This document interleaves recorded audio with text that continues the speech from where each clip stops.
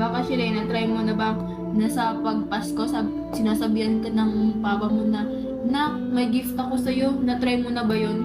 Siyempre, oo, na-try mo na. Tapos narinig mo na ba yung, "Nak, may pasalubong ako sa'yo." Tapos na-try mo na rin magsabi ng, "Pa, paabot ako niyan. Pa, ready mo naman yung ganto ko. Pa, lutuan mo ako ng ganto." Siyempre na-try mo na yun kasi may papa ka. Eh ako, wala akong papa si Day, tapos ginaganyan mo pa ako. Siyempre hindi ko pa na-try yun, pero hindi naman sa porket hindi ko na-try, ipapamukha mo na sa akin na hindi ko talaga na-try yun. Tapos isisigaw mo pa sa akin ng harap-harapan, tapos hanggang sa umalis ako, isisigaw mo pa rin yun. Shireen, hindi mo ba naisip na nasasaktan din ako? Kahit hindi ko iniisip yun simula pagkabata ako. Ang sakit-sakit pa rin nun eh. Bakit, Shireen? Na-try mo na ba magsintas ng sapatos? Tapos napapaisip ka, paano kaya kung tatay ko yung nagsisintas ng sapatos? Paano kaya kung may tatay ako? Siguro siya yung atin sa school ko. Tapos tuwing Pasko, nag-send yung mga kaibigan ko ng picture, buo yung pamilya nila. Pero ginagaslight ko na lang yung sarili ko na okay lang kasi andyan naman yung mga tita ko. Alam mo na ba sa sarili mo na ano kayang feeling pag niyakap ng tatay? Siguro hanggang sa pakiramdam pagkayakap mo yung tatay mo. Kasi kahit mami ko, hindi ko nakakayakap. Siyempre, nasa ibang bansa siya. Masaya sila, may tatay sila. Tapos ako wala. Siyempre, hindi mo naranasan yun kasi may tatay ka eh. Shilane, palit kaya tayo ng sitwasyon. Ako yung may tatay, tapos ikaw wala. Tapos ikaw din yung sasabihan ko ng mga ganun na salita. Hindi ka ba masasaktan? Kaya ako nga din sinabi sa'yo kasi wala akong ibang pagsabihan. Tapos akala ko, safe ka din, hindi naman pala eh. Bago nga po pala ako pumunta ng Manix, syempre, nakakagulat po kasi sobrang dami ko po munang pinagdaanan bago po ako makapunta doon. Tapos nakakagulat kasi syempre nakatapak ka doon. Sabi nga po nila, sir, yung iba po may mga napatunayan na doon. So ayun, nagsikap po talaga ako nun. Kahit di po ako nahihiya kung ano gagawin, lahat. Gagalingan ko po lagi. Lagi po yung iniisip ko kasi gusto ko po matupad yung pangarap ko, lalo na kala mama. So bago po ako pumunta dito, nagulat po ako nun kasi yung nag-audition po ako nun. Akala ko po tapos na. Tapos nagulat po ako, nag-message po sa akin nun sa Ate Drea. Tapos nag-message din po nun sa akin si Kuya Yuki, kumpleto. Kaso nagkahiwalay po kami.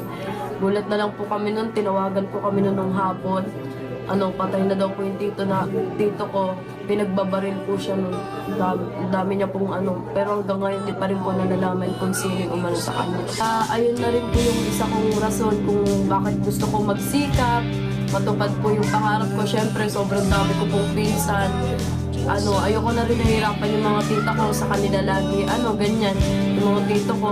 Gusto ko rin po yung pangarap ko po talaga matulungan sila eh. Kasi pag okay na, kahit hindi naman sobrang yaman, basta lang araw-araw lang kami may pagkain kasi dito, ganun, dun kami masaya eh, yung kakain kami, magkakasabay kami kumain lahat, magbabanding kami. Sobrang saya nun kasi sobrang lilit ng mga pinsan ko, sasaya namin lagi dito.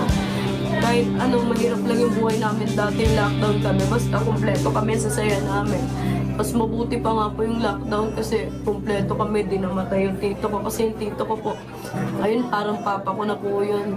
Lahat naman po sila, lahat sila papa ko. Siyempre, iba naman po pag nawalan ka ng ayun, parang naawa rin po ako sa mga pinsan ko kasi nawalan po sila ng papa. Lagi siyang sinasabihan na ang pangit-pangit niya daw, harap-harapan sa harap namin. Noon pa man, bata pa lang siya, na sinasabi na siguro anak ni Ate Aya yan sa pagkadalaga. Na bakit daw iba yung itsura ni Eileen sa aming magkakapatid. Mga ganun Seriously, may mga ganun tao talaga na harap-harap, nalalakas ng loob nila magsalita ng ganun. Yes, until now. Uy, naiiyak si Elaine.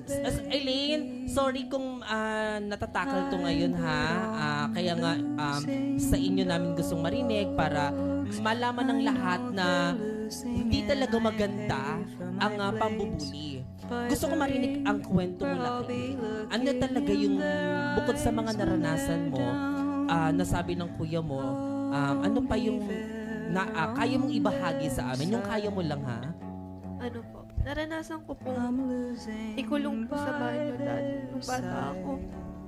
Tapos po, minsan po umuwi po ako, tinidikitan po nila ako ng bubble gum sa ulo. Tapos hindi ko po sinasabi kila ate yun. Kasi po magkakaiwalay po kami magkakapatid. Kaya ate lang po talaga ako nakakapagsabi.